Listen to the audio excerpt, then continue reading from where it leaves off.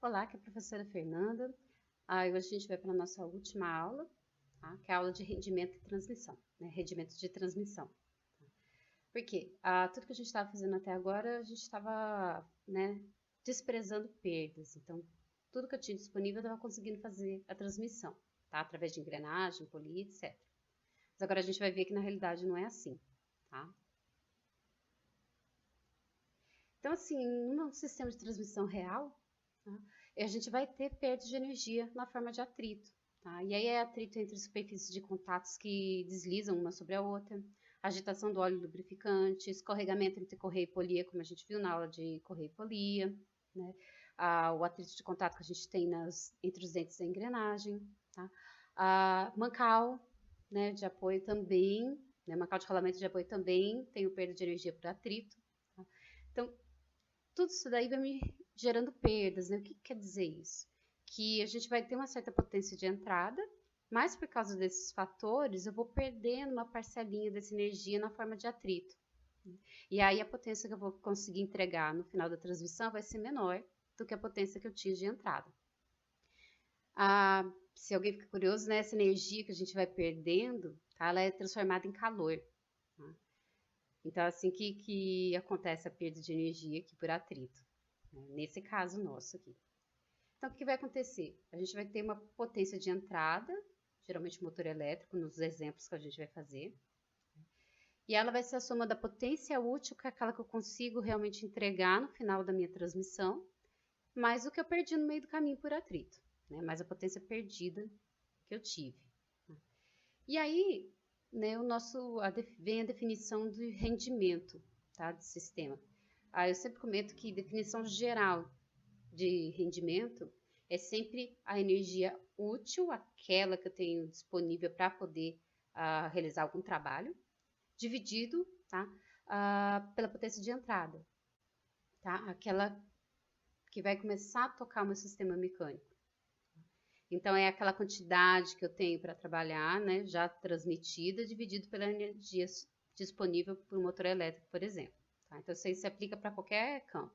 No nosso caso aqui, vai ficar a potência útil dividida pela potência de entrada do sistema. Isso aqui também vai equivaler à potência de saída do sistema, tá? Que é o que eu vou conseguir entregar lá no final. Lembrar que rendimento não tem unidade, né? E se eu multiplicar por 100, aí ele fica em porcentagem. E as potências aqui todas dadas em watts. Então, dependendo do tipo de transmissão, né, dos componentes que eu tenho na transmissão, vai ser o valor da perda. Tá? Então, nessa tabelinha aqui, a gente tem faixas de valores aqui que geralmente são associados a cada tipo de transmissão. Então, se eu estiver trabalhando com correias, por exemplo, né, correias e polias. Se eu tiver com a correia plana, né, eu vou ter um rendimento de transmissão ali entre 0,96 e 0,97. Se eu tiver com correia em V, já é um pouquinho melhor, de 0,97 a 98. Porque lembra que a gente viu que correia em V, ela tem muito menos escorregamento do que a correia plana. Né? Então, ela tem uma transmissão mais efetiva. Se eu estiver fazendo por correntes, né, coroa e correntes, se eu tiver as chamadas correntes silenciosas, vai ser entre 97 e 99.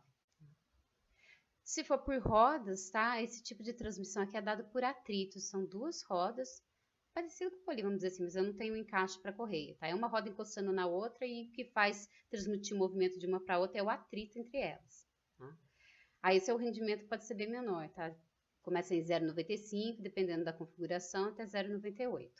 Isso aqui vai ser para baixas cargas, né? Porque o atrito ele tem um limite de carga que eu consigo aplicar ali, né? Quando eu excedo, uma começa a patinar sobre a outra. Depois a gente tem por engrenagens, tá? E aí, dependendo do processo de fabricação, vai ser o rendimento.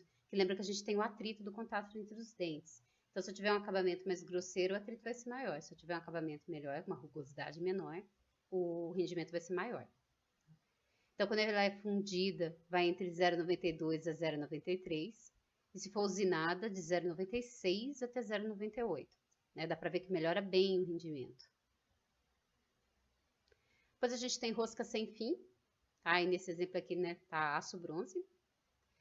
Se eu tiver uma entrada, né, ou seja, um filete de rosca só, vale entre 0,45 e 60. Se eu tiver duas entradas, né, dois filetes, 0,70 a 80.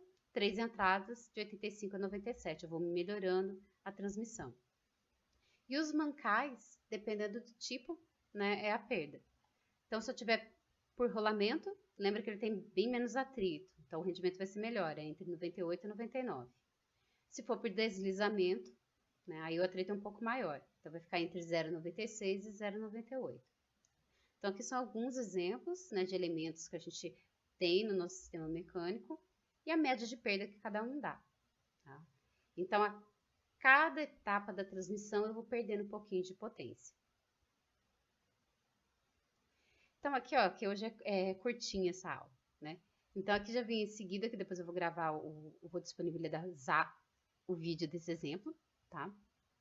A gente já faz uma aplicação. O que vai mudar do que a gente estava fazendo antes? Tá?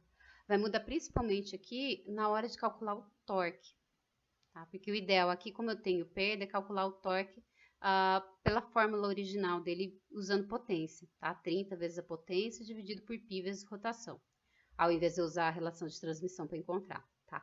É a melhor maneira aqui, né, que dá um resultado melhor. Tá? Então, essa que vai ser a diferença só. E aí, em cada etapa, a gente vai calcular qual é a potencial útil que eu estou conseguindo obter naquela primeira etapa de transmissão, quanto que eu perdi de energia naquela primeira etapa, qual é a rotação, né? Porque vocês vão ver que, lembra que toda vez que a gente trabalha com elementos de diâmetros diferentes, né?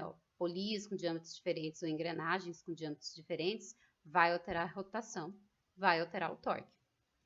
Então, a gente vai fazer aqui passo a passo para determinar a potencial útil em cada estágio, ou seja, em cada eixo, a rotação em cada um, torque em cada um, potência perdida em cada um.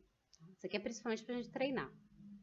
E aí, no final, a gente vai dizer qual é a potência útil do sistema, como um todo, a potência perdida do sistema e o rendimento da transmissão, né, que é comparar aqui a potência de saída com a potência de entrada. Tá?